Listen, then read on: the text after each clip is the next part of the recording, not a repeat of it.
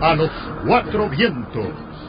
Cuatro profesionales de la información analizan, comentan, reflexionan y polemizan sobre los temas más importantes de la vida nacional e internacional. A los cuatro vientos.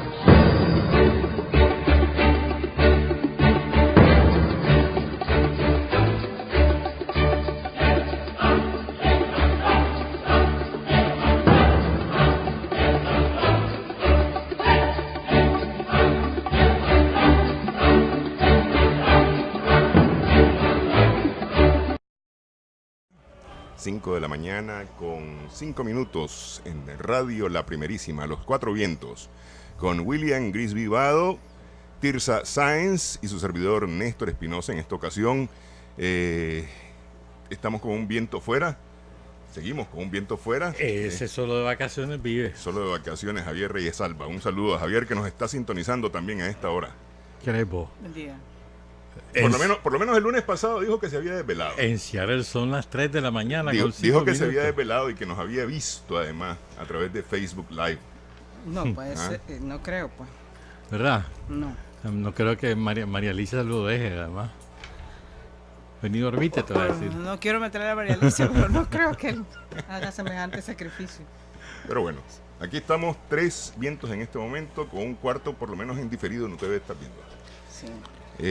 Igual buenas tardes para quienes sintonizan la edición de la tarde de A los Cuatro Vientos. Se puso el dramático el Pomare. Sí. 2-2 la serie. Muy Sí, buena toda calidad, la además. serie. Bueno, para lo nuestro, pues. Eso es. Han estado bonitos los juegos. Sí. Los juegos han bonito. estado buenos, Sí. sí. Han estado buenos. Bueno. Rivas es espectacular, sí, un grupo de chavalos, son en general. Ahí hay casi ninguna estrella ahí. No hay. Los viejos con nombres así, pues, en el equipo son Carlos Pérez Estrella, que ya es Que la veterano. paliaron en el primer partido. Veterano de selección nacional, de liga profesional y todo. Víctor Duarte. Ujú. Pero de ahí todos es una generación de ribenses que ha venido poquito a poco mejorando y hasta a estos niveles. Te tengo que dar el pésame, sí, porque te empataron la serie. Pero no ha terminado. Sí, no ha terminado, vamos a ver qué pasa. De repente me quedé pensando yo en el lunes pasado que William decía que el pronóstico de este muchacho de ¿cómo ¿Quién? se llama? De Play. De Miguel. De Miguel, correcto. Que este era el El año de pronóstico de Miguel Rivas. era que este era el año de Rivas. Y de repente el sábado parecía que no. Cuando el León se fue 2-1 en la serie, ¿no? Pero ya viéndolo ayer jugar en ese 1-0, te da la impresión que podría Rivas. Gran trabajo jugarse del la chavalo serie. Levis Montiel, que nadie se lo esperaba. Pero lo había anunciado desde el viernes, lo anunció. Sí, pues, pero Eloy todo el mundo, Morales. Levis Montiel, ¿por qué? Y de repente aparece haciendo un gran trabajo. Me gusta porque juegan sin complejo y están frente a uno de los favoritos, o sea, todos quedaron en el camino muertos, Menos el ¿verdad? León. Menos León. Sí. ¿Ves? Y los chavalos están fajados. Yo creo que Rivas, lo que pase, ¿verdad? Sí, Rivas ya ganó. sí, como lo hizo Estelí, pues yo creo que fueron los equipos que sorprendieron en esta etapa. ¿Sí? Pero la noticia deportiva es la medalla de oro. La sub-14, Los niños. claro, Sí. en México le ganaron a la selección mexicana los chavalos de la sub-14 y obtienen su segunda o su tercera medalla de oro. No, primera medalla de Mira, oro en esa categoría. ellos han sido medalla de plata Sí, panamericana. correcto, sí, es primera medalla de oro en la sub-14, pero ese mismo equipo que jugó en la sub-12 ya tenía una Sí, medalla de oro. sí.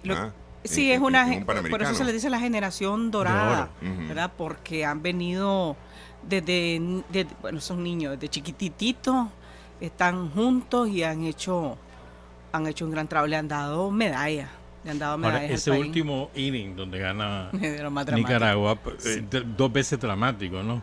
Porque cuando sorprenden al Cipote en primera base, Fue terrible. Y el pobre chavo niño. empezó a Empezó a llorar. llorar. Eso, y me gustó la actitud de Julio César Raude, porque fue Raude a salió, buscar. lo fue a buscar, lo abrazó. Y bien bonito, pues Sí. claro. saben tratar con niños. Sí. pero es que además, es decir, el sentimiento del niño ante una enorme responsabilidad. Horrible, horrible. Sí. Para toda su vida, si perdía. Sí. ¿Verdad? Era para toda su vida, pues que... ¿Y los otros chavalos de sus 18 cómo van?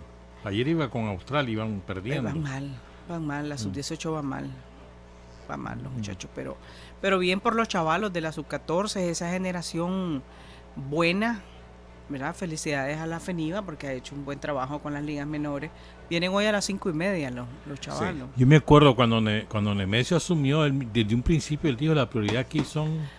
Desde que asumió el general Marenco, ¿verdad? Que era la fórmula Marenco-Nemesio, lo definieron así, pues nosotros vamos a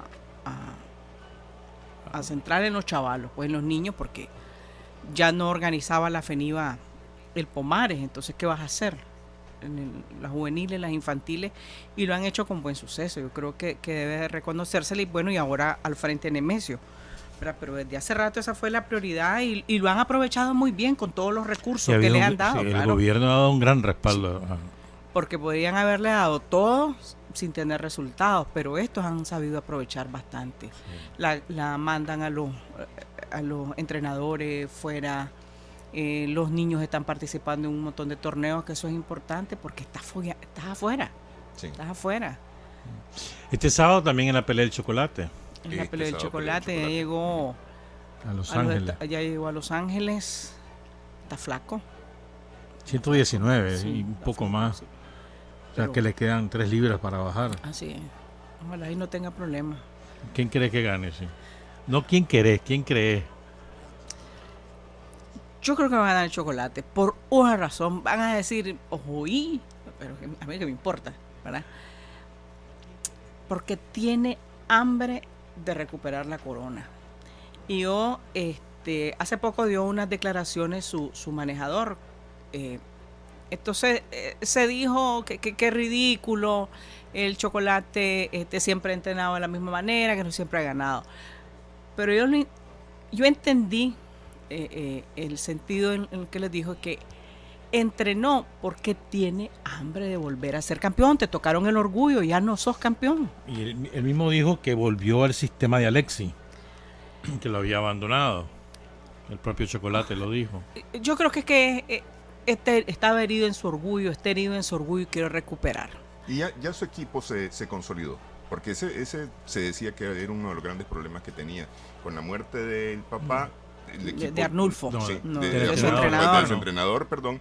De alguna manera el equipo se había no estaba bien, pues. Al contrario, ahora tiene un entrenador de verdad. Porque aquí antes él, si bien Arnulfo era un entrenador, pero el chocolate tomaba todas sus decisiones sobre el entrenamiento. Ahora tiene un entrenador que lo pone en cintura. Pero él nunca ha tenido problemas de disciplina. No, él no. Pero él mismo admite que se había relajado. Sí. Que no le había... Por eso es que él dice que se lanzó al sistema de Alexis, puede decir, al entrenamiento durísimo. Es que es eso, era campeón y cuando ya te quitan, independientemente de cómo fue, ¿verdad? Que fue un asalto, un robo, todo lo que ya sabemos, pero ya no sos el campeón, ya no estás invicto. Entonces yo creo que ese es un plus ahorita para esta pelea del 9 de La primerísima va a transmitir ya Miguel Mendoza en Los Ángeles. Ayer se fue para allá y vamos a transmitir el sábado a partir de más o menos a las 6:30 de la tarde.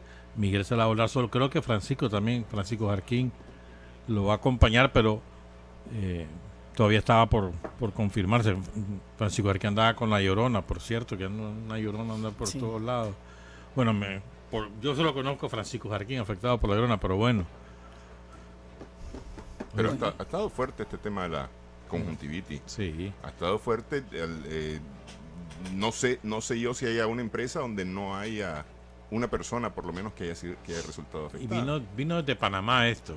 Hace ya como 6 semanas que empezó en Panamá. Y fue subiendo.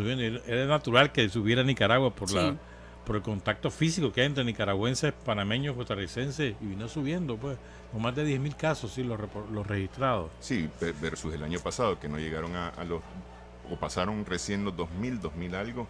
Es decir, la verdad es que es un brote que la Organización Panamericana de la Salud dijo que iba a estudiar, porque no es un brote normal, pues es decir, habíamos estado teniendo conjuntivitis a esos niveles de 2.000 personas por año en todos los años anteriores, 2.000, 1.000 y pico de personas, y ahorita nos disparamos, pues aquí en varios países, especialmente del área centroamericana, nos disparamos con la conjuntivitis.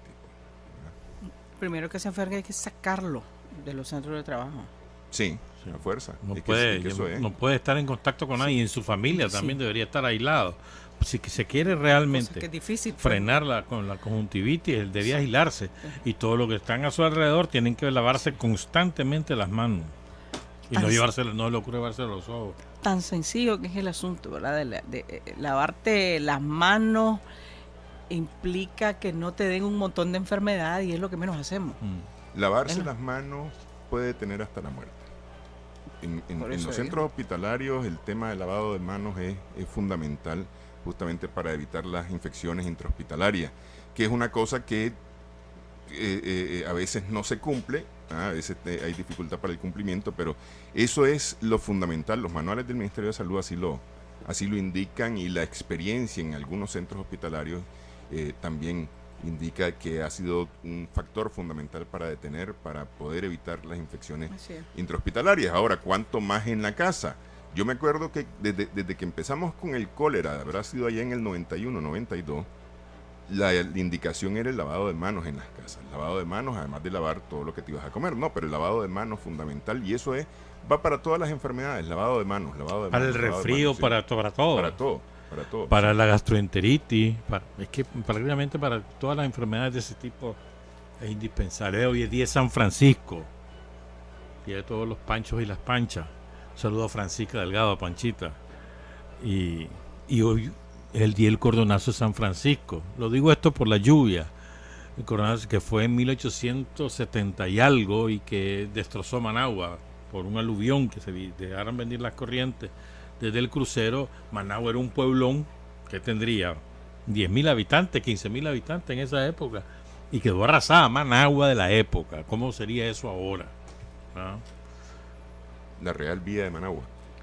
Bueno, estamos la verdad es que no ha sido un fin de semana lluvioso el fin de semana anterior. Han habido algunas brisitas, pero no ha sido lluvioso, pese a la entrada de ondas tropicales por el sur de Nicaragua, y pese a todas las amenazas que tenemos por el huracán Irene, que Irma,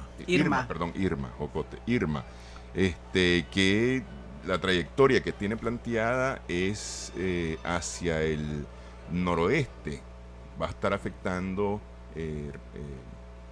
República Dominicana, Haití, Cuba y Puerto Rico, básicamente en su camino, ¿no? Y todas las islas menores Además del de Caribe. todas las islas menores. Todas las islas menores tienen ahorita aviso de huracán, pues todas las Antillas menores. Pero quizás a mí me parece llamativo una cosa del Irma, y es que su trayectoria ha sido muy errática. Primero el pronóstico era de una manera, después lo han ido modificando, todos los días lo han modificado. Por ejemplo, para el sábado estaba previsto que no tocaba ninguna. Ya en la madrugada de hoy ya está confirmado que va a tocar las islas menores, que son Antigua, Barbuda, Anguila, Montserrat, San Kitts y Nevis, Sabas, San Eustacio, San Martín, San Bartolomeo, Sotavento, Islas Vírgenes Británicas y Americanas, Puerto Rico, República Dominicana. El jueves llega a Puerto Rico Dominicana, el viernes Haití, Gran Caimán. Incluso la proyección que decían hoy la gente del Centro Nacional de Huracanes era la probabilidad de que pase el centro de Haití, que sería el sábado catastrófico. para Cuba, y probablemente entre domingo y lunes Florida. Probablemente, eso es hasta ahora, pero es que eso hay un fenómeno de alta presión que lo está bajando. Está hacia el norte, donde está ubicado el huracán, y lo está bajando. Entonces, realmente confirmada la trayectoria no está aún. No está todavía. Ahora es un huracán categoría 3 con 185 kilómetros por hora de viento sostenido y a racha de 210. O sea, es un huracán poderoso y va a tomar más fuerza en la medida que vaya circulando por el Caribe, porque está muy que caliente. hasta en eso ha ido cambiando. De repente baja a categoría 2, sube a categoría 3. Se ha mantenido en categoría 3. Y siempre se maneja como un huracán poderoso que podría alcanzar incluso la categoría 5, que es la máxima. pero eso también, ese comportamiento de errático en su trayectoria y bajar y subir de intensidad, pues tiene también a todos los especialistas observándolo.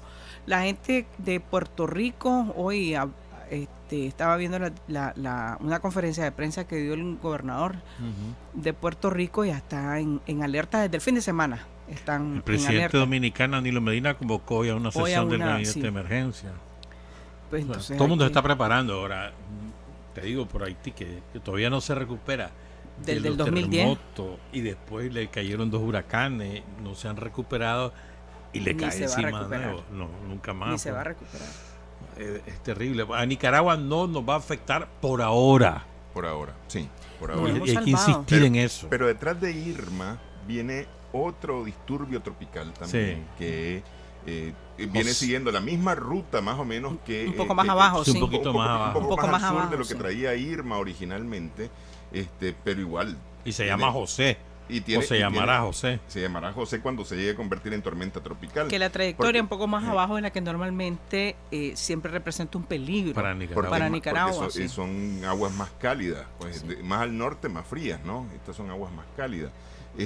Ahora, de Irma a mí más lo que me llamó la atención fue el paso tan violento de tormenta tropical a huracán categoría 2. No pasó ni siquiera por categoría 1, fue de un solo a categoría 2, subió rápidamente sus vientos hasta llegar a los 185 kilómetros por hora que tiene actualmente. Pues. Ahora, como están preocupados en Estados Unidos por este evento, que hoy van a mandar 4 aviones cazahuracanes a ver cómo está la cosa. Cada 6 horas van a estar mandando.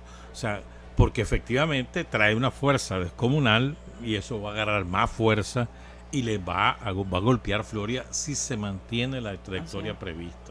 O sea, si ese fenómeno de alta presión nos lo sigue empujando hacia el sur, es seguro que va a Florida.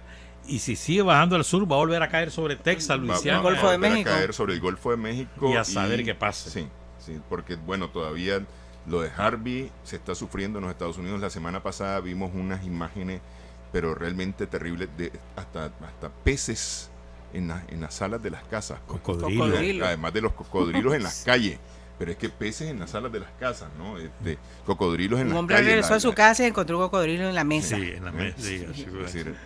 Esas cosas de terror. Ese tipo de cosas, ese tipo de imágenes y ya te puedes imaginar el resto, pues. Pero yo creo que yo quiero dar algunas cifras de lo de Harvey. Cayeron 102 billones de litros de agua. Es decir, 1.32 metros de agua le cayó a toda esa zona de Texas, sobre todo a Houston, pues. Estamos hablando que fue más o menos de 3 a 5 días, ¿verdad? En Texas y Luisiana, en 6 días, perdón. Dice que con esa agua que cayó se podría abastecer a la ciudad de Nueva York durante más de 5 décadas. Con el agua que cayó en 50 años abasteciendo a toda la ciudad de Nueva York, que estamos hablando de más o menos 12, 15 millones de habitantes, ¿no? O, ¿verdad?, con la mitad de esa agua se podría haber acabado con la sequía de California en 3 días. Tiene varios años. En 3 días hubieran acabado con la sequía de California.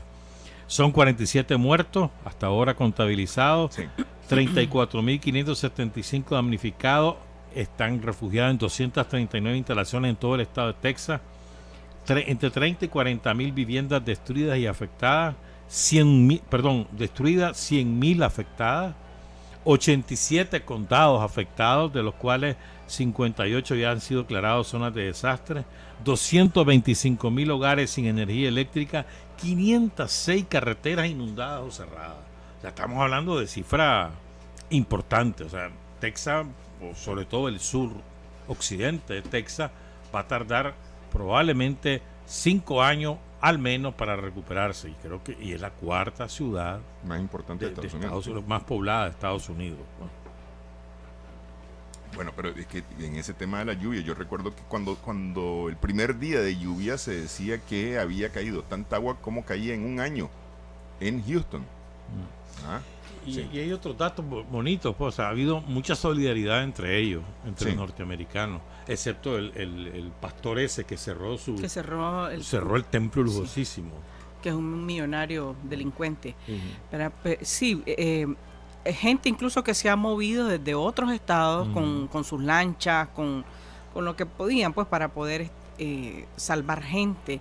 Y sí, ha habido mucha solidaridad, eso de buscar a la gente en sus casas, que está la mitad de agua y todo eso. Bonito la comida, todo el mundo se dispone también para ir a repartir comida y todas esas cosas que son buenas, sale lo mejor y lo peor de uno en eso, así es. En esos momentos, sale lo mejor y lo peor, ¿verdad? Incluso la reacción fue muy buena, la reacción de toda la gente de Texas cuando México anunció y comenzó a entregar ayuda. ¿Verdad? Venezuela también tiene 3 millones de dólares.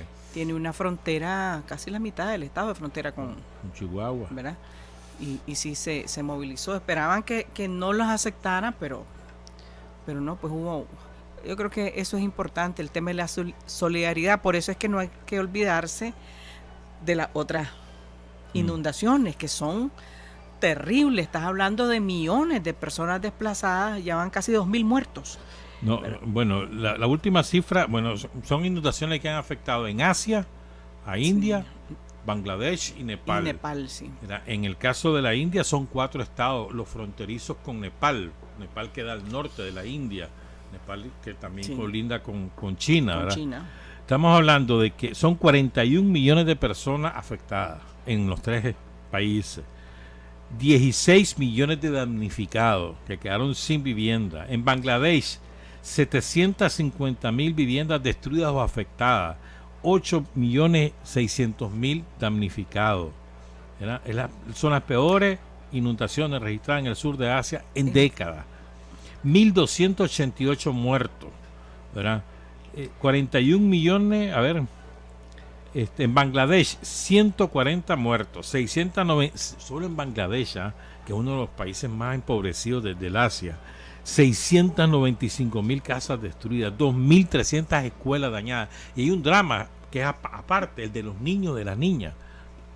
Estamos hablando de millones de niños afectados, huérfanos o sin vivienda, millones. No estamos hablando de poquitos, millones. O sea, en Nepal, por ejemplo, hay alrededor de 1.960 escuelas destruidas. O sea, estás hablando de una tragedia de proporciones mayúsculas en los 3 países. Y no estás hablando de la infraestructura que podemos ver en las supercarreteras en los Estados Unidos y esas grandes cosas que vemos, que no deja de ser también una tragedia, pero comparado con esto que estás hablando de población pobre, construcciones precarias, la misma topografía, ¿verdad? Es una cosa Bangladesh difícil, que está por debajo del nivel del mar, ¿verdad? Y es una destrucción descomunal, tan descomunal que están pegando el grito al cielo los organismos de socorro internacionales, están diciendo vuelvan a ver también esto, que es importante que nos demos cuenta también de eso que está pasando ahí. Las imágenes son de terror. Son 12 millones y medio de niños afectados en la India. O sea, es una cifra espantosa. Pero además también en el África, y una cosa de la que no se ha hablado. En Sierra Leona, creo que son. No solo Sierra Leona, en Sierra Leona son más de 500 muertos, con un deslizamiento que hubo, 800 desaparecidos y lluvia 300% por encima de lo normal. 300%. Salvada. ¿Verdad? En Nigeria hay 100.000 personas desplazadas. En el Congo, 150 muertos. ¿Verdad? Tú estás hablando de 6 naciones, por lo menos, ¿verdad?, que están muy afectadas por la lluvia y que son tan importantes como lo que le pasa a Texas. Lo que pasa es que el mundo occidental solo se ocupa de lo propio y Estados Unidos se cree el centro del universo, y no es así. Pero además su capacidad de recuperación por todo lo que tienen, por los recursos y por lo que pueden disponer, es inmensamente superior a lo que nos pueda pasar a nosotros, lo que está pasando en esta región del mundo. Pero es salvaje. De eso no realmente nadie se está ocupando. Las imágenes, yo les invito incluso a los que nos están escuchando y viendo, que busquen, que se informen, porque ahí es devastador. Son lo que está pasando. Las imágenes o sea, como casas enteras pueblos enteros de viaje en la corriente. Es terrible lo que está pasando en esa región del mundo. Bueno, en general me parece a mí que es un tema del cambio climático, de lo que hemos estado hablando, porque esto, aunque sí alguna vez se ha hablado, antes de hablar del cambio climático, de grandes tormentas, de grandes efectos por las tormentas, especialmente en el sur de Asia, más que en esta región del mundo, estas tormentas ya son tormentas extraordinarias. Pues eso de Nepal, la India, lo mismo en África, es decir, con las cantidades de personas afectadas, las cantidades de comunidades afectadas, la forma en que se están desarrollando estas tormentas son efectos del cambio climático que muchos todavía se niegan a ver. Yo no sé en los Estados Unidos si de alguna manera se refirieron al cambio climático, porque no escuché nada en referencia a esto con la llegada del presidente. Pero fíjate que hay otro factor también. En el caso de Houston, no solamente es el cambio climático, sino también la voracidad de los urbanizadores. Ahí construyeron autopistas, carreteras, urbanizaciones, edificios en los manglares de la costa de Texas. Desaparecieron los manglares. Y los manglares son la defensa natural de la tierra frente a inundaciones. Y ahí está el resultado. O sea, autopistas completas que hoy están cubiertas es porque están construidas sobre los manglares. Es decir, estamos hablando de la destrucción del ser humano, te pasa factura. Y lo que no queremos entender, que todo el mundo cree de que no importa. He estado viendo muchas imágenes de, por ejemplo, de lo que pasa en la costa Caribe de México y en la costa Pacífica de México, cómo están destrozando los manglares y ahí están sufriendo de las consecuencias. Pero el caso de Houston es típico, pues la destrucción de los manglares les causó esta enorme afectación. Ahora, ¿por qué el huracán tomó tanta fuerza? Hay una explicación muy buena que hizo, no sé si la leyeron ustedes, de un experto meteorólogo que dice que pasaron varias cosas. La primera es su larga trayectoria. La segunda es que pasó por una zona muy cálida dentro del Golfo de México. Dentro del Golfo de México hay una zona que es más cálida que el resto del Golfo. Y por ahí pasó el huracán. Entre más calor tiene la agua, más agua se evapora, más lluvia se acumula. Y lo tercero es que era muy lento y se estacionó por dos fenómenos que habían de alta presión que lo estacionaron. Estas tres cosas son las que hacen esa enorme cantidad de lluvia que afectó a Luisiana y hasta las Carolinas. Llegó a parar toda la cantidad de lluvia que tenía acumulada. Pero yo creo que también hay que detenerse en esa parte que decías inicialmente, porque estaba viendo también a un especialista diciendo que no se... O sea, que estamos desarrollando las ciudades, las grandes ciudades o las pequeñas ciudades o qué sé yo, sin tomar en cuenta los impactos medioambientales. Es decir, estás desarrollando, que es un poco lo que nos está ocurriendo también aquí a nosotros. San Juan del Sur es un ejemplo claro de lo que está pasando. Es decir, el desarrollo del turismo, las grandes construcciones, estás construyendo sobre los cerros, buscando la mejor vista, las grandes mansiones, las grandes cosas, y ahí quién sabe qué es lo que va a ocurrir. A lo mejor podemos estar hablando de un fenómeno como lo que ocurrió en Acapulco, creo que fue hace varios años. Que eso es un tema que nadie lo está, o que no se está tocando en serio, ¿verdad? Y que cuando se toca, entonces es gente que está en contra del desarrollo, que barbaridad, que hay un discurso ahí medioambiental ya desfasado o militante casi, que no está permitiendo o quiere impedir el desarrollo de la ciudad, y yo creo que la cosa no es así. Eso es lo que le dicen a uno. Sí, por eso es que a mí incluso me dio escalofrío cuando escuché que iban a introducir una ley del desarrollo de las marinas, porque eso implica lo que está señalando, el tema de los manglares, y ya en Occidente se estaba viendo el fenómeno de la desaparición de los manglares por dos cosas: el desarrollo de las marinas, de los centros turísticos y también de las empresas camaroneras.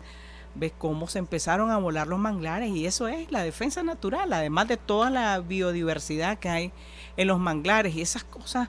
De eso no hablamos, porque te ven eso como un loco que anda con un discurso que no tiene sentido, y ahí lo estás viendo. La naturaleza pasa factura.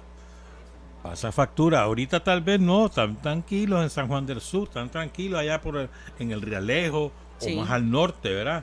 en la parte de todas las costas del municipio del Viejo, pues, ¿verdad?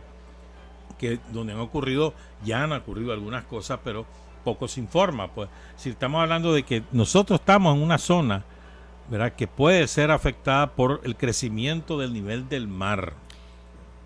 Y esto va a ocurrir con el deshielo del Ártico, ¿verdad?, que nos va a caer esa agua y habrá que ver a lo largo de los años qué es lo que nos va ocurriendo, como ya les está ocurriendo en gran parte de la Florida, por ejemplo. Ahí el mar ha ido subiendo en las costas caribes de México, en las costas pacíficas de México, en Panamá ya les está pasando a los panameños. Es decir, y eso es concreto, pues donde vos afectás manglares, dejás a la tierra, a la población incluso indefensa.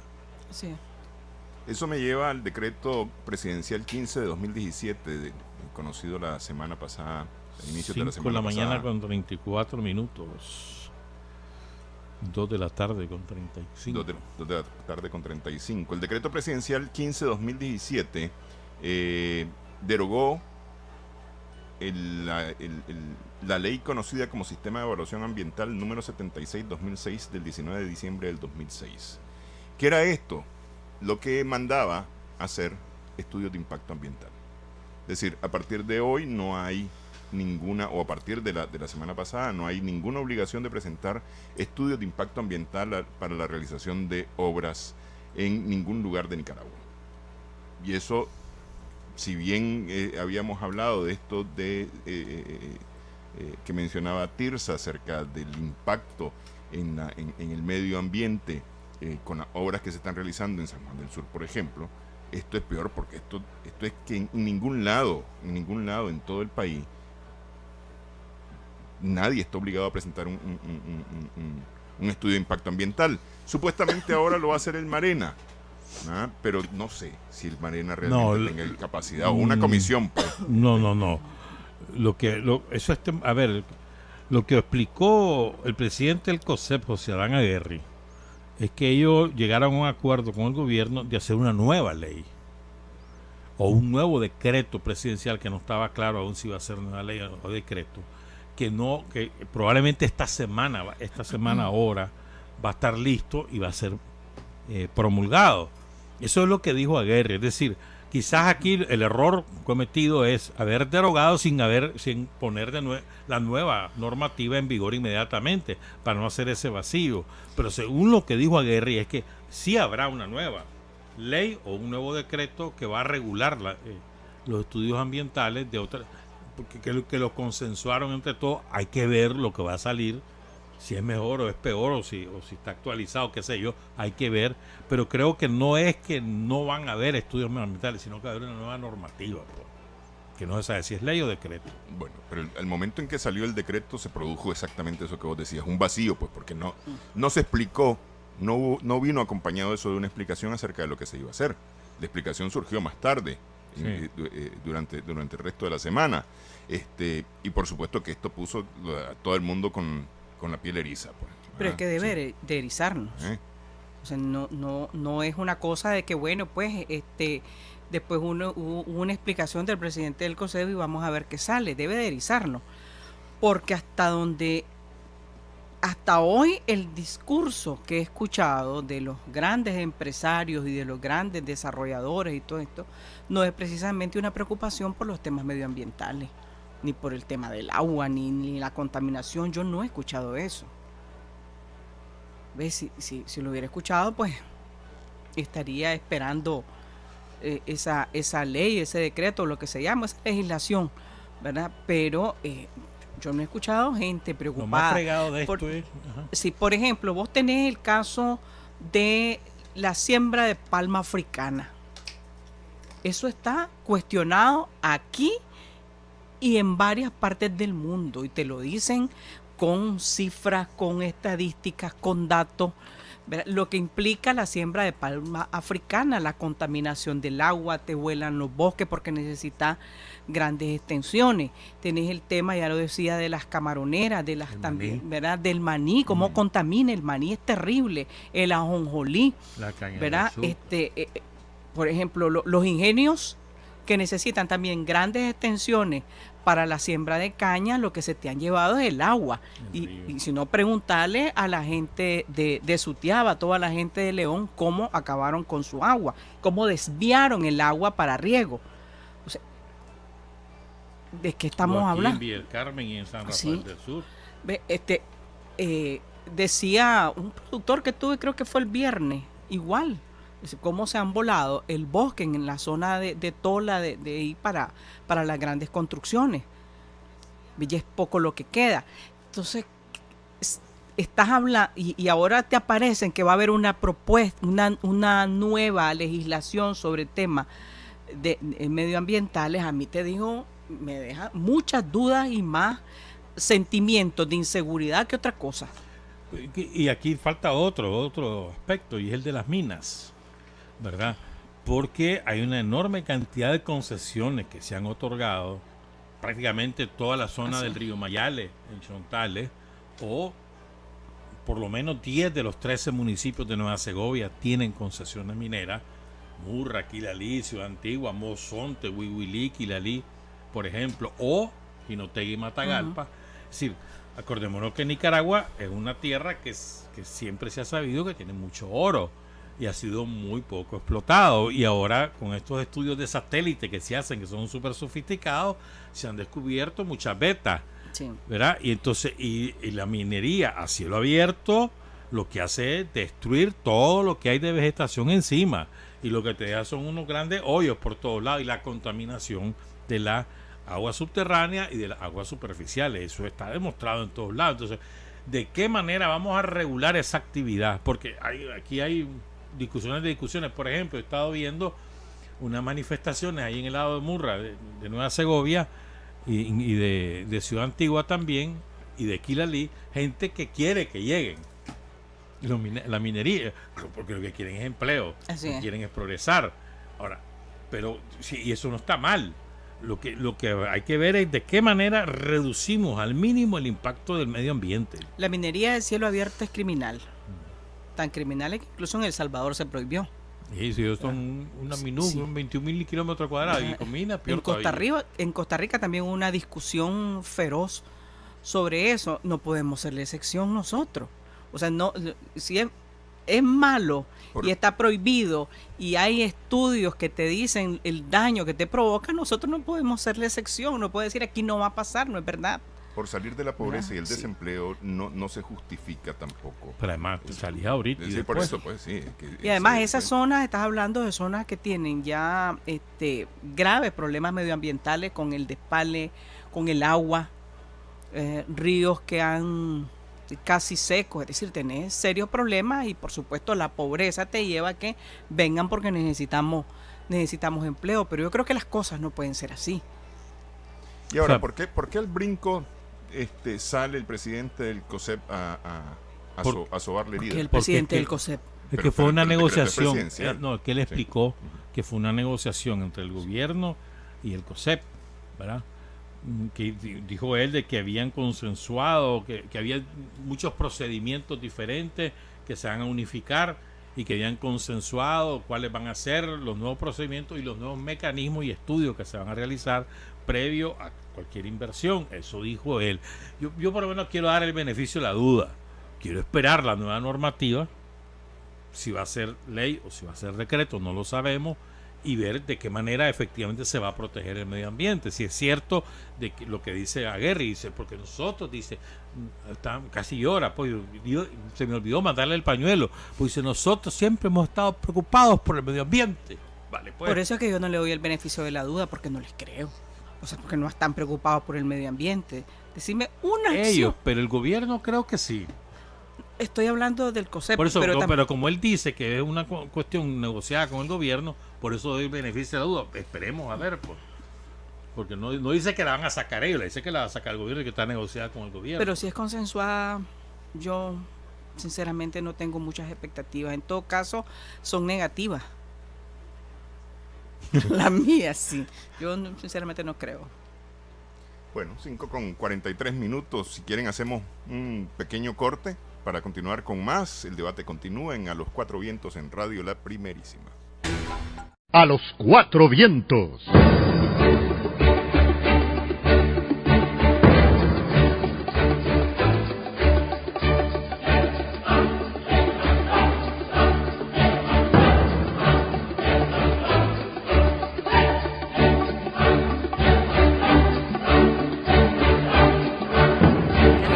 Y junte las rodillas a su abdomen. ¿Y usted ya tiene preparado un plan de emergencia? Si somos americanos, no miraremos fronteras. La revista Correo ofrece en su número 52 un balance de la reunión del Foro de Sao Paulo, celebrada en julio pasado en Managua. Además, las intervenciones y entrevistas con líderes de la izquierda de Brasil, México, El Salvador, Colombia, Honduras, Venezuela, Uruguay y otros países. El afiche está dedicado al padre Miguel de Escoto, canciller de la dignidad. La revista Correo, a la venta aquí, en Radio La Primerísima. Sandino vive, la lucha sigue. Instituto Nicaragüense de Seguridad Social, INS. Solidaridad y justicia social.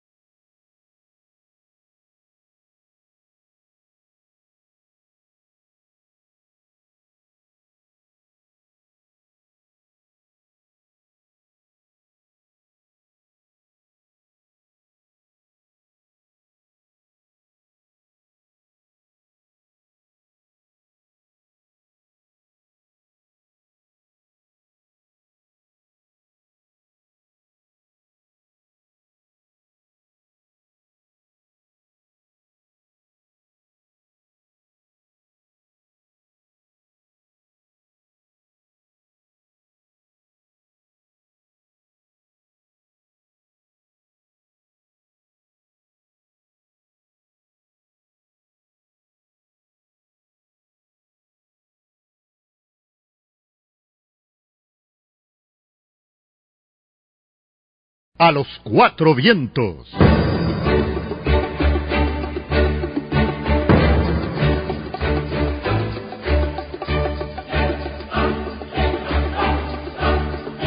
Con 46 minutos en la mañana, 2:46 en la tarde para quienes nos sintonizan en A los Cuatro Vientos en Radio La Primerísima, que también lo puede ver en Extra Plus, canal 37 en televisión abierta y en televisión digital, canal 78 para el cable, a las 5:30 de la tarde y 10 de la noche los lunes, y en RTV, canal 72 para Huaco y Chontales, a las 7 de la mañana y 10 de la noche los martes. Quiero rectificar una enorme burrada que dije al principio del programa.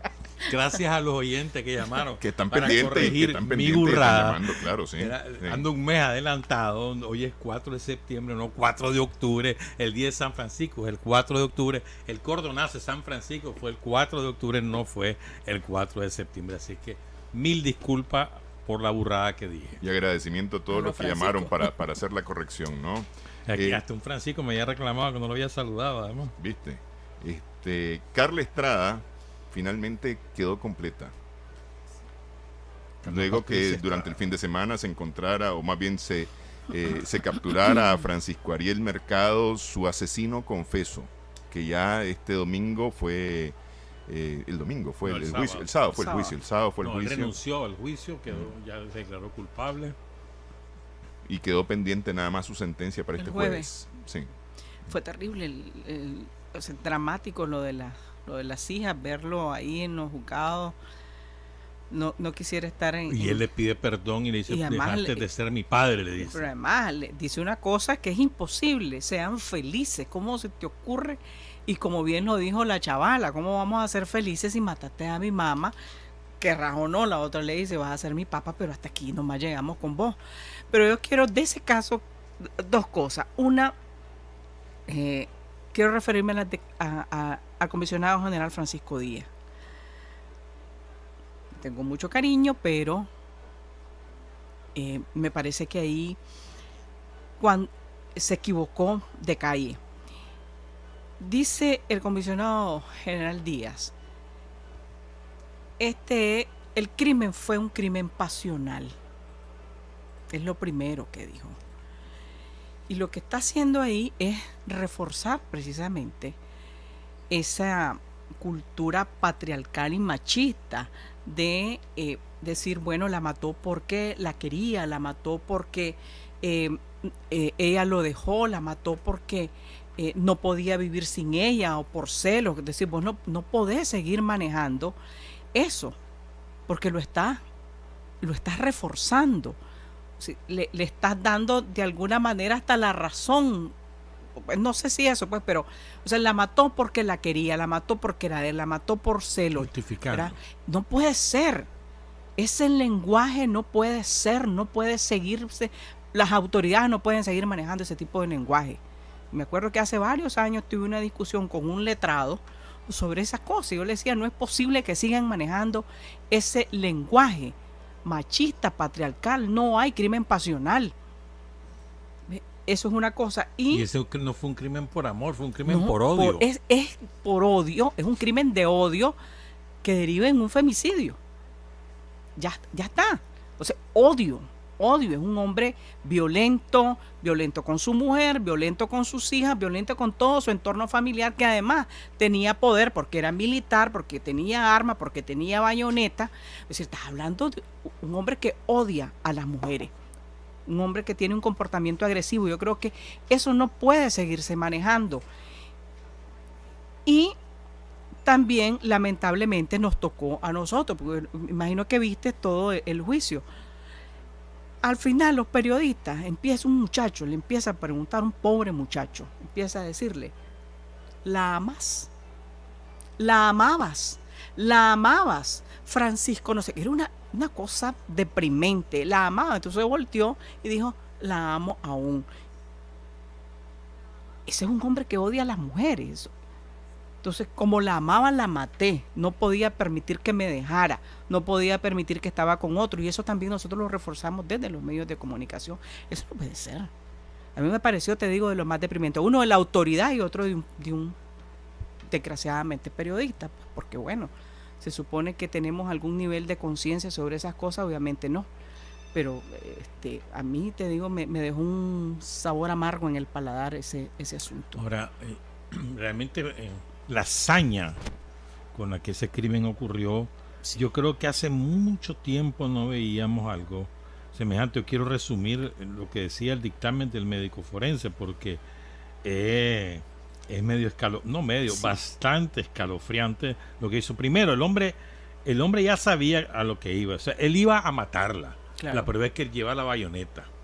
Es un 10 de agosto, es un día de fiesta. No tenía por qué ir armado, pues. Van por un descampado, que era la ruta que se iban a ocupar para ir a la vivienda. A la casa, sí. ¿Verdad? Y entonces, ¿por qué la mata? Porque ella le informa, ya no voy a seguir con vos, estoy con otro, pues. Y oigan lo que hizo. Le asestó 56 bayonetazos, 24 en la espalda, 6 en el pecho, 6 en el abdomen, 9 en los brazos y 11 en el cuello, hasta decapitarla. Que esos 11 en el cuello, según el informe forense, son posteriores a la muerte. Es decir, porque le arranca la cabeza ya muerta y se la arranca con 11 bayonetazos. O sea, y es de rabia, eso es rabia, eso es odio, odio. O sea, pónganse a pensar en eso. Está sembrando la bayoneta. Eso no se está haciendo por amor. Sí. Eso se está haciendo por odio. Sí. Un crimen pasional es crimen de amor. No, hermano, eso es de odio. Porque además eso no existe. ¿Ya? O sea, solo imagínense eso, pues. Imagínense esa película. Imaginen a las hijas, se deben imaginar lo que ocurrió. Imaginen que están asesinando a tu mamá de esa manera. O sea, es que es una cosa espantosa. Y además lo escucharon porque lo empezó a decir la fiscal y ahí está la mamá, que es la que representa a la víctima, y están las hijas y estás oyendo ese horror. ¿Ya? Ahora, Por otra parte, o sea, siempre hay una conducta previa de los homicidas de esta naturaleza. Siempre la hay. Eso no se manifiesta de un hombre pacífico a un hombre violento de un día para otro. No es cierto. Hay un comportamiento previo y él lo tuvo. Desde el año 2012, dice Nacija, que él comenzó con la violencia, que amenazaba siempre con la bayoneta a su mamá, y que a ella les pegaba con una manguera. Imagínense ustedes pegarte con una manguera. O sea, lo que eso duele, hermano. Pero lo que quiere decir es que hay un antecedente de violencia familiar contra la esposa y contra las hijas. Y ese antecedente fue pasado por alto por la sociedad, porque ella fue a denunciar que la estaban maltratando y no pasó nada. Y también el entorno familiar, la misma mamá dice que la vio varias veces con moretones, con no sé qué, con no sé cuánto, pero la verdad es que ahí estaban las señas de lo que iba a terminar ocurriendo y no se actuó. Incluso cuando fue a poner la denuncia pidió que le quitaran el arma, que se la prohibieron, que no podían porque era un militar. Era un militar y entonces tenía que andar armado, tenía que andar con la bayoneta. Te podrás imaginar dormir con alguien que sepa que tiene una bayoneta debajo de la almohada. Y él le decía, acuérdate que yo soy militar y tengo amigos por todos lados. Y bueno, ahí está pues. No es posible. Entonces hay que olvidarse de ese cuentecito. La mató por amor o es un crimen pasional. Eso no existe. Ese odio. Y como tal hay que verlo.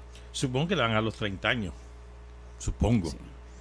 La defensa decía... 10 años quiere la defensa. 10 años porque hay que tomar en cuenta como un atenuante que él confesó el crimen.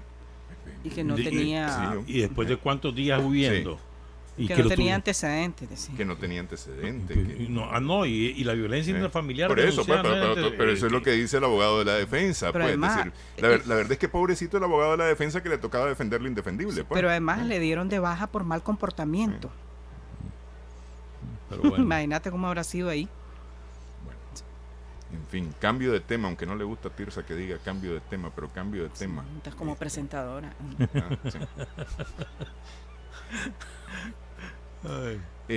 Zeneida Patricia Salgado Matus, candidata del Partido Liberal Constitucionalista en Ayapal. No, en Bocay. En Bocay, perdón. Municipio de Bocay, San José de Bocay. Correcto, en San José de Bocay. Fue muerta por... Asesinada por disparos hechos por un muchacho que iba tomado en la calle, según las primeras versiones, ¿no? No, se llama Misael Tinoco Martínez, 28 años, activista de Ciudadanos por la Libertad. Sí. Hay una fotografía de él con su camiseta y su bandera. Ese mismo día, temprano, en la apertura de campaña de su partido, está con una muchacha y claramente un hombre identificado con ese partido. Mira, los hechos como fueron. Cada partido hizo su apertura de campaña. San José de Bocay es un municipio enorme. Es una microrregión. Enorme. O sea, yo no me acuerdo, son más de 2.000 kilómetros, creo que 5.000 kilómetros tiene San José de Bocay de extensión. Entonces, de manera que la distancia entre región y región es enorme. Por ejemplo, la región donde ocurrió está a 40 kilómetros de la cabecera municipal, que es San José de Bocay. San José de Bocay queda en la parte sur. Todo el norte, eso es gigantesco. Sí. Y pega con Honduras. Entonces, la apertura de campaña de Ciudadanos por la Libertad fue en una microrregión muy distante de la otra apertura de campaña del PLC. Ambas fueron con bastante gente de Bocay, pues. Entonces, termina el acto, la señora va a su casa y en el camino se topan con este hombre que supuestamente ve en estado de ebriedad, que la ve venir en su camioneta, una camioneta de una sola cabina, y comienza a disparar. La mata a ella, que fue muerte instantánea, y mata y deja muy grave, probablemente va a morir, sí, a un cipote de 17 años, hijo del jefe del Partido Liberal en el San José de Bocay, que venía en un camión atrás. Entonces, a mí lo que me llama la atención es que borracho con gran puntería, un borracho con esa puntería que con solamente bum bum bum bum ya mató a uno y al otro también. Este Misael Tinoco es prófugo. Sí. ¿Y cómo saben que estaba borracho? Porque es decir, es que ese es el asunto. Se dijo que estaba borracho, pero la verdad es que no se ha comprobado. Pero también las versiones de alguna gente ahí que tenía varios días de estar, de amenazar a la gente, de pasar por las casas de campaña, por las casas después del PLC, del PLC, insultando, o sea, una persona violenta, agresiva. Ves que resolvió a balazo diferencias políticas, asesinando a una mujer, y sí, el chavalo está grave, un balazo en la cabeza. Un balazo en la cabeza. ¿Ves? No es un asunto de un bolo que de repente sacó la pistola y disparó, pues una persona que de hacía rato andaba amenazando con armas. ¿Ves? Yo pongo en duda poblado. que estuviera borracho, sinceramente, porque para esa puntería, es decir, hizo 5 disparos, 2 impactaron a la pobre mujer, ¿verdad? A Zeneida Patricia, que tenía 36, 38 años, y otro balazo en la cabeza del cipote. O sea, de 5 pegó 3. Un borracho. No me suena eso. El chaval está aquí en el Infonseca, lo trajeron del hospital de Jinotega. Ojalá que esto no pase a más, Ivo. Sobre todo en esas regiones, Julián, y otras zonas que ya tienen antecedentes de este tipo de actos de violencia, de balaceras y todo eso, que esto va a ser muy difícil ahí controlarlo. Las autoridades, qué sé yo, los consejos departamentales, municipales, electorales deben de trabajar muy fino, porque eso no puede pasar, menos en estas regiones, pues. El hecho ocurrió en el Valle de los Blandones, que está ubicado entre San José de Aguaguas, una de las microrregiones, y Ayápal, que es otra microrregión. Ayápal es tan grande o más incluso que San José de Bocay, o sea, en términos de población. ¿Qué le pasó a Ángel Smith Rocha? Ese es el cipote de Chontales. Huigalpa está estremecida todavía. No sé si vieron las imágenes de ayer de la manifestación. La manifestación frente al hospital. Sí, bueno, que llegó al hospital. Pues. Sí. Pero vamos a hacer un resumen si quieren. Un cipote, estudiaba en el Colegio Francisco de Asís, de Huigalpa. Entonces, a mediados de julio, él le da un terrible dolor en el abdomen, lo llevan al hospital y era apendicitis, ¿verdad? Entonces lo operan, le sacan apéndice, pero se complica, algo lo complicó, es lo que no está claro aún. O sea, hay un dictamen, pues, pero ¿para qué vamos a decirlo? Por lo que voy a explicar después. Entonces, con producto de la complicación, lo tienen que operar 3 veces más en un mes. En esa operación, en esas 3 operaciones, en ese proceso, el cipote se va desnutriendo, va perdiendo a razón de 7 libras por semana, una cosa escalofriante, ¿verdad? Sí. Entonces dicen que un catéter que le colocaron aquí al lado del cuello estaba infectado, y eso le desarrolló una infección generalizada en el cuerpo que le causa finalmente la muerte. Ahora, la familia acusa específicamente a la doctora que la atendió. Ayer hubo una manifestación de la familia, de los familiares, de los amigos, de los compañeros de estudio. Era nutrida esa manifestación en Huigalpa. Fue a las 10 de la mañana, terminó al mediodía y llegaron al hospital. Los compañeros de clase del sí. chaval, sí. Como las puertas del hospital están cerradas, ahí ocurre un forcejeo. Finalmente la gente logra abrir los portones, ingresan al hospital, y el director del hospital recibe una comisión de la familia. Lo que yo digo es, ¿para qué, diablo? Si sabes la indignación que hay en un sector grande de Huigalpa, ¿para qué haces esa de clausurar los portones y hacer todo? Mejor el propio director debió haber salido al portón a esperar a la familia, después ingresar con ellos al hospital y dialogar. Era lo lógico. Terminan haciéndolo por la fuerza. O sea, es absurdo. Más tarde hubo una conferencia del director del SILAIS y el director del hospital, y anunciaron que hay una auditoría, que es del segundo nivel. Hay 3 niveles de auditoría según la Ley General de Salud y la Ley de Servicios Civiles y Carrera Administrativa y el convenio colectivo FEDSALUD-MINSA, que son primero la auditoría del hospital, después hay una segunda auditoría externa, que es del SILAIS, y después, si acaso hay necesidad, hay una auditoría nacional que la hacen del MINSA nacional. Están en el segundo nivel. Él se declaró, el director de SILAIS, totalmente abierto a acatar las resoluciones de esa comisión. Mientras esas resoluciones no estén no van a castigar a sancionar a la doctora ni a quienes estén involucrados, sino esperando los resultados de la auditoría. Es lo que dijo ayer el director del SILAIS. Pero fíjate que, bueno, ya esto último es lo correcto, es lo que se tiene que hacer, porque en otros casos pues la gente ha pedido auditorías, ha pedido acusado de negligencias y como que se pierde en el tiempo. Yo no estoy de acuerdo, independientemente de que estén escritos los procedimientos y todo eso, que a una persona que está le estás haciendo una auditoría y que está acusada de negligencia, sigue ejerciendo. O sea, para mí lo correcto es separarte mientras no salga la resolución, o bien tenés responsabilidad o hay una explicación médica clara sobre el asunto. Puedes decir, no, creo que eso es más ético.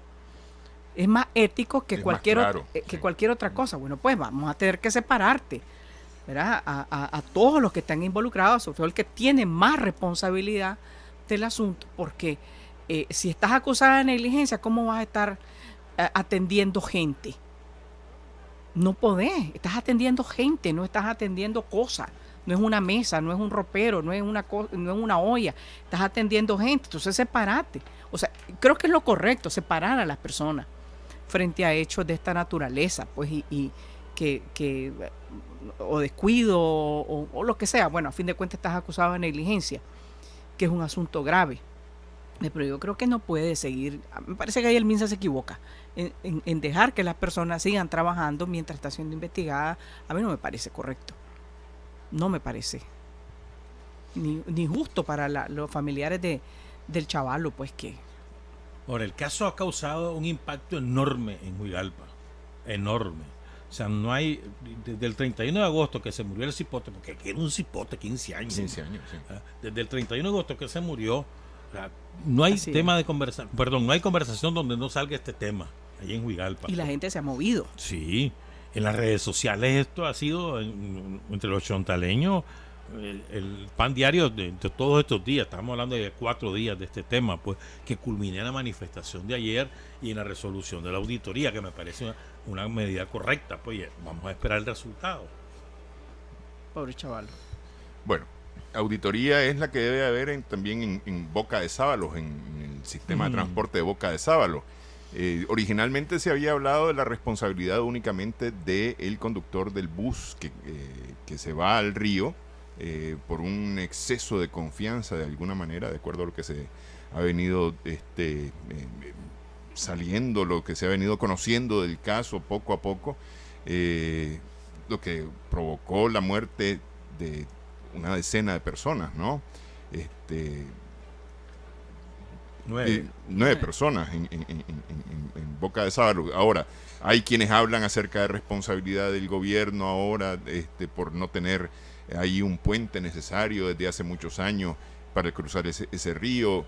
Hay quienes hablan de responsabilidad de la empresa de transporte como tal o de la concesión de transporte como tal, pero básicamente el que se ha venido señalando es al mismo conductor del bus, que por un asunto de extrema confianza en algo que hacía todo el tiempo de la misma forma, ocurre finalmente la tragedia. Se rompen las piedras que había puesto detrás de la llanta trasera y el bus se va al río.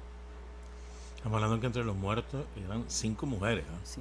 2 niños, 4 de una misma familia, Sí. incluyendo un pastor que venía de Costa Rica, que muere con su esposa. Los 2 murieron.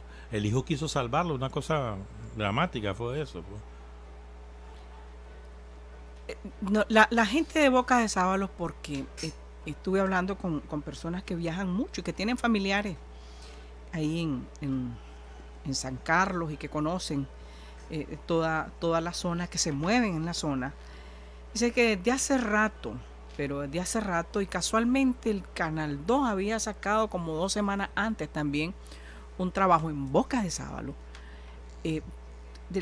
sobre el tema de la inseguridad, que viajan, ven las unidades, pero además el miedo de la gente.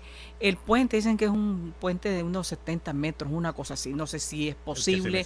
El que se necesita, no sé si es posible, cuánto cuesta, no sé. Pero que de hace rato la gente estaba planteando la inseguridad en la que se trasladan. No solamente lo caro del transporte, sino la inseguridad. Nadie escuchó. Por eso es que está bien.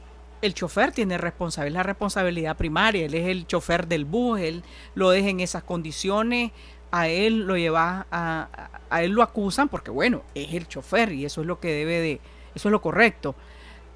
Pero no solamente es él el responsable de semejante tragedia, es responsabilidad de los que no escucharon. Ahora, yo he hecho ese viaje, ¿no? y da miedo, sinceramente. En aquellos tiempos que yo fui, hace como 5 años, fui 2 veces o 3 veces, no me acuerdo. El camino era terrible porque es una zona de Sonsocuite. Sí. O sea, es totalmente frágil, pues, o sea, y como llueve con mucha fuerza, entonces es un trayecto como de 18 o 20 kilómetros que lo haces en 2 horas. Porque el camino es terrible, pues, o sea, y si no va un buen vehículo, no vayas, porque te vas a quedar, pues. Y si no va un buen conductor además, ¿verdad? Entonces, y ya cuando llegas al propio la Boca de Salo y tenés que pasar ese río para ir a las comunidades, eso da miedo, porque es una plana, es una tabla, pues, madera, y que da la vuelta. Es como lo que pasa en los ríos de aquí del norte para irte a Prinzapolca, por ahí, a Huaspán y demás, o lo que también había antes del puente de Santa Fe. ¿Verdad? Y es una plana, y también lo hice, pues, la plana como va dando la vuelta, pues. O sea, te da miedo, pues. Sinceramente, eso da miedo. Ahora, los puentes no son baratos. Sí. Eso escapa a la municipalidad del Castillo. Recordemos que Boca de Salo es la cabecera del municipio del Castillo, ¿verdad? El Castillo, el pobladito del Castillo queda al otro lado del río, del río San Juan. Eso escapa a la municipalidad, o sea, no es cierto, la municipalidad no va a tener nunca recursos para hacer un puente de esa envergadura, más que el municipio del Castillo es un municipio empobrecido, pues. Entonces le toca al gobierno central, ¿verdad? Y esto se viene planteando desde hace mucho tiempo, aunque la demanda creció en los últimos 4 o 5 años. Hay más gente. Muy fuerte, pues. Estamos hablando que ahí son comunidades que quedan a 40 kilómetros de Boca de Salo. Lo que quiero dar los nombres de estas comunidades, que son Buenavista, Nueva Quesada y Las Colinas. De ahí era toda la gente. Por eso, por eso te decía yo, bueno, yo no sé si se puede o no hacer el puente, aunque sea responsabilidad del gobierno central, tiene que ver mucho con recursos, ¿verdad? Y todo ese asunto, pero también hay que escuchar a la gente, si en las condiciones en las que son trasladadas. Eso no requiere de grandes recursos, es de escuchar a la gente. Eso es así. No podés dejar que la gente, por ser campesinos, por ser pobres o por estar lejos del Pacífico, viaje en las peores condiciones. La trasladen en las peores condiciones y la gente lo vive diciendo. O sea, lo decía y ahora con muchísima mayor razón. Las motos las meten en una cosita que parecía zapatito. Los buses igual. No puede ser que no haya preocupación por la seguridad de las personas. A eso me refiero, por la seguridad de las personas. Gente que se traslada sin, ¿cómo se llama? Sin chaleco salvavidas. Ocurrió en Corn Island, hasta que se murieron aquel montón de gente, se empezó a decir, no pueden ir cargados, tienen que ir con los chalecos, una serie de medidas. No puede ser que hasta que se muera la gente empecé a hablar de esto. Hay un problema en la regulación del transporte lacustre en el país, en todo el país. O sea, porque estamos hablando que nosotros aquí en el Pacífico ni cuenta, no nos interesa, pero todo el Caribe, las carreteras del Caribe son los ríos y los canales. Esas son las carreteras. Y ahí lo que andan son lanchas, a veces lanchas con motor fuerte, a veces no tan fuerte, depende de eso, si vas si vas rápido o no vas rápido, lancha.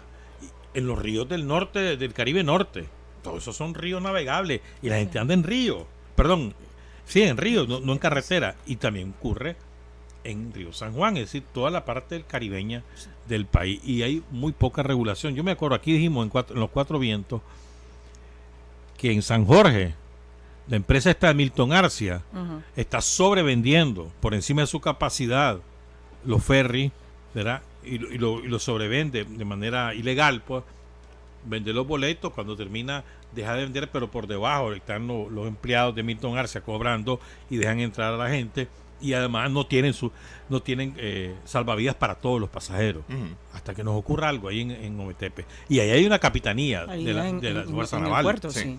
Es decir, y la capitanía tiene que tomar medidas. Es decir, hay puertos donde hay efectivamente... Y no creo que no se den cuenta. Está San Jorge, el Rama, o sea, la Esperanza, en Bluefield, en Corn Island, en Bilwi, ahí hay capitanía, pero en los otros lugares no. Y eso le toca al MTI. Sí. El MTI tiene una dirección de transporte acuático, que yo no sé, hace muchos años viene este problema, que no se regula el precio del combustible, el precio de los pasajes, las condiciones de las lanchas, las condiciones de los puertos. Por ejemplo, el puerto de Bilwi, ahí hace falta hacer una inversión importante, lo merece Bilwi, el puerto de la Esperanza allá de Huaspán, o sea, merecen una inversión considerable. Yo no sé en qué dedican los recursos de los gobiernos autónomos, pero debería ser prioritario el puerto de Bilwi, el puerto de la Esperanza, por lo menos, y por supuesto Bluefield. Sí, y vigilar cómo y que tu población se traslade en las mejores condiciones posibles, pero para proteger la vida de las personas. Muy bien. Bluefields, este fin de semana fue dramático en Bluefields. Solamente 3 de los 13 tripulantes del Miss Joanna Betsy, encontrado a mediados de la semana, fueron finalmente sepultados en Bluefields, por cuanto los otros 10 no aparecieron sus cuerpos. Es decir, después de 3-4 días de buzo no hubo resultados positivos. Se pensaba que estaban en la cabina el resto de los cuerpos, porque estos fueron encontrados, digamos, en los alrededores del barco, no en las cabinas, sino en los corredores del barco, digamos, pues, para decirlo de alguna manera, y en la cabina que estaba cerrada. Sí, se abrió finalmente, se logró abrir la cabina, y pensando que ahí estaban el resto de cuerpos, y no había más cuerpos. Y son 3 los que encontraron. Sí. Pues, 10 desaparecidos. Sí. Como aquellos mineros, ¿te acordás? Que nunca se encontraron sus cuerpos. Ahora, el drama es, o sea, hay todo Bluefield, y también son la gente muy solidaria, porque es que otra vez en el Pacífico no entendemos estas cosas, pero es que los pescadores es simbólico para el pueblo, los pueblos caribeños, porque son la gente que los mantiene, los que se van a alta mar, los que van a pescar, la pesca de la langosta, de los camarones, o de lo que sea, o los que van en los cruceros. Pero todo eso, la vida gira alrededor de esa actividad. Pues entonces, cuando ocurren estas tragedias, los afecta a todos. Fue el funeral, cuando llega el cadáver, o sea, es impactante, pues, de qué manera el pueblo bluefileño le rinde tributo a sus muertos, pues, a sus pescadores. No estoy diciendo que las otras actividades no son importantes, pues, pero para que entendamos para lo que para ellos significa, pues. Ahora, ¿qué va a pasar? Que dicen que van a seguir buscando y van a sacar el barco. Eso va a ser muy importante, porque unos hablaban que tenía un golpe, que quería sacarlo. Va a ser muy importante, porque ¿qué pasó? Con 10 es como fuerte, es decir, 10 personas desaparecidas. ¿Qué pasó con ellos? Y además no eran marinos nuevos. No, es gente curtida. Gente curtida con el trabajo, que conocen incluso el mar, que saben cómo manejarse, pero son 10. No es uno, son 10. Bueno, yo escuché aquí en la primerísima, tal vez vos nos podés ayudar con más datos, de no sé si presidente de los pescadores, no recuerdo cuál era el cargo, que habló de los piratas. Sí, eso fue en el Caribe Norte. En el Caribe Norte, que salió un barco y bueno, los asaltaron, se le llevaron toda la pesca o la captura de camarón, ¿verdad? Además del avituallamiento que tenían, porque y se le que llevaron agua y comida, ¿no? Sí. Todo los amenazaron, gente armada y todo eso, que que se llevaron todo ¿Y eran lo que encontraron en el mar. nicas o...? No se sabe.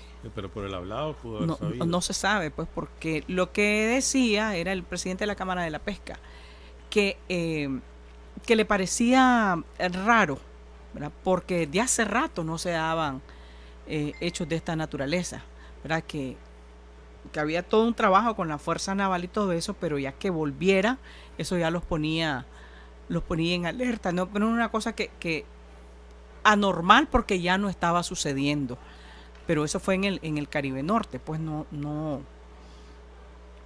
Es un hecho aislado, ojalá. Sí. Porque no se sabe. Para él es un hecho aislado. Porque desde hace rato, con todas las coordinaciones que tienen con la gente de la Fuerza Naval y con las cooperativas y las empresas pesqueras y todo eso no se daba. Pero ocurrió. Entonces eso ya te pone en alerta. Sí, porque cuando yo escuché eso de piratas y demás, de repente se me ocurrió pensar un poco en la rara desaparición del Miss Joanna Betsy, pues. ¿Ah? Es decir... Pero es que el barco no está desaparecido. Rara no es, pues, o sea, había mal tiempo. Sí, pues, pero es decir, el hecho de que esto no aparecía nunca, no había señales del hundimiento, porque con el hundimiento hay ciertas señales, de acuerdo a lo Por eso expertos, desapareció, pues. no está porque está en el Sí. fondo del mar. O sea, Y está en una zona que yo nunca pensé, pero cerca de Corona Island, Sí. muy cerca, Sí. 20 millas náuticas. Y básicamente cerca de donde marcó su última posición. Sí, Sí. así. Sí. Bueno, ese en Bluefields. Vámonos a todo el país, ¿no? O no sé si tocamos Tipitapa antes de entrar a... Ajá. ¿sí? Hay una denuncia contra una jueza penal de Tipitapa, una denuncia por corrupción, supuestamente estaría aceptando... Victoria López, la jueza de Distrito del Crimen, creo que Distrito del Crimen, sí. en Tipitapa, y contra su hijo, ¿verdad? que es asesor en la Corte Suprema. Asesor Ahora, de magistrados, sí. A mí me llama la atención varias cosas. Pues, o sea, la jueza habló este fin de semana en un canal de televisión, dio una entrevista, y dos cosas que me llaman la atención. La primera, bueno, y la familia de los presos que supuestamente fueron chantajeados, dijo que no es cierto, que no tienen nada que ver y que no saben de dónde sacó eso el abogado. Esto es importante, la familia. O sea, estamos hablando que don Marlene Montes y Mauricio Isidora Gómez dijeron no es cierto. Nosotros no nos han pedido reales, yo no sé qué es eso. Y desmienten al abogado, que al abogado lo citaron a Palo Alto. Sí. ¿Verdad? Pero me llama la atención una cosa, es que la jueza dice que hasta febrero de este año ella era el enlace político del Frente Sandinista, perdón, de la Corte Suprema con el Frente Sandinista. Y que a ella le Tipitapa. Sí, y que a ella le correspondía, no. Después la nombran en Tipitapa. Ella no era jueza de Tipitapa. Y que a ella le correspondía en esa calidad transmitir al Frente Sandinista o a la Corte Suprema, eso no lo entendí muy bien, comportamiento, digamos, equivocado de judicial o de empleados del Poder Judicial por corrupción o por lo que fuera, y después ella cita los nombres de dos jueces que ella transmitió el caso y que han sido trasladados de su cargo como consecuencia de esa denuncia que ella hizo. Y lo que insinúa es que estos jueces quizás están detrás de la trama. Ella califica como una trama este evento, pero el resto de la declaración es el hecho más novedoso que yo le escuché. Pues el resto de la declaración a veces es muy incoherente, pasaba de un tema a otro, no terminaba de explicar lo que le habían preguntado, la idea que tenía. O sea, me pareció muy rara la entrevista. La Corte Suprema de Justicia debe de pronunciarse claramente, porque la acusación es grave. La acusación es grave, además, no solamente por un caso, el caso del hombre que estaba acusado de abuso sexual, ¿verdad? Que también a ella le involucra, Álvarez, sí, creo. sino que por lo que dijo también el abogado Álvaro García sobre el tema del marero, que ahí estás hablando de palabras mayores, ¿verdad? Que esta gente funciona de esa exacta manera. Entonces la Corte Suprema de Justicia no puede ignorar este caso. No lo puede ignorar. Si es una trama o no lo es, sí, lo tienen que... Tiene que decirlo, porque además está en todos lados. está también en entredicho el Poder Judicial, o sea, la confianza de la gente, una serie de cosas que no pueden ignorarla. Ignorarla es grave, gravísimo, no decir nada, no hablar nada, o eso es grave. Pero insisto que cuando vos tenés personas, autoridades, igual que en el caso del MINSA, William, Néstor, cuando tenés personas involucradas, separalos momentáneamente. Mientras se realiza la investigación, mientras queda claro el asunto. Esto, como dice ella, no sé, es una trama, es una barbaridad. Hay un juez. Tipitapa ha sido famoso. No es el primer caso que conocemos de Tipitapa, de que hay denuncias de la gente. A los bancos les encanta Tipitapa. Claro, por ahí todos los juicios por las tarjetas de crédito, ahí aparecía vos en Tipitapa. Y ahí hay gente, y ella mencionó un nombre famoso de un juez famoso. Entonces no es posible que primero tenés un nombre de un municipio donde ocurren cosas irregulares. No es la primera vez que se denuncia Tipitapa, pero bueno, tenés dos casos graves. Para mí es muchísimo más grave el tema del marero, ¿verdad? El tema del marero por todo lo que involucra a este tipo. Entonces vos no puedes ni estar callado, sepárate o sepárenlo de sus responsabilidades mientras se investigue y queda claro este asunto, pero no puedes ni quedarte callado ni manejarte en el mismo lugar. Eso no me parece ético. Yo de la jueza, incluso que ella dice que es un enlace político, espérate, si tenés semejante responsabilidad política, sepárate por un asunto ético y de responsabilidad también política. No puedes representar algo cuando estás cuestionado. Ya nos tenemos que ir, pero no hablamos del combustible. No hablamos del combustible. Pero si ya no hay ni que echarle al carro, le voy a echarle agua. Subió a 30.15 el litro de gasolina super. El diésel casi no subió, pero la gasolina super fue brutal, Manuel Alza. Yo me siento enemiga de alguien. Porque pero viste que los frijoles bajaron a 12 pesos la libra. Bueno, 12, 13, dependiendo de lo que compré, pero me sorprendió.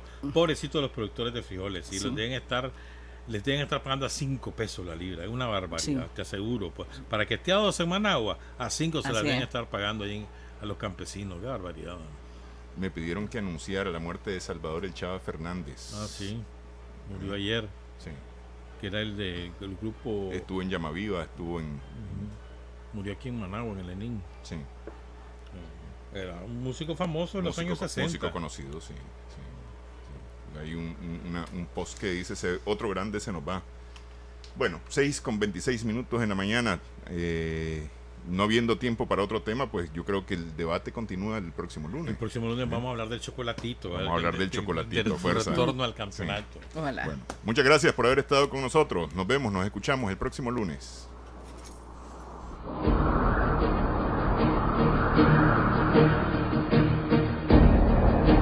A los cuatro vientos. 4 profesionales de la información analizan, comentan, reflexionan y polemizan sobre los temas más importantes de la vida nacional e internacional. A los cuatro vientos.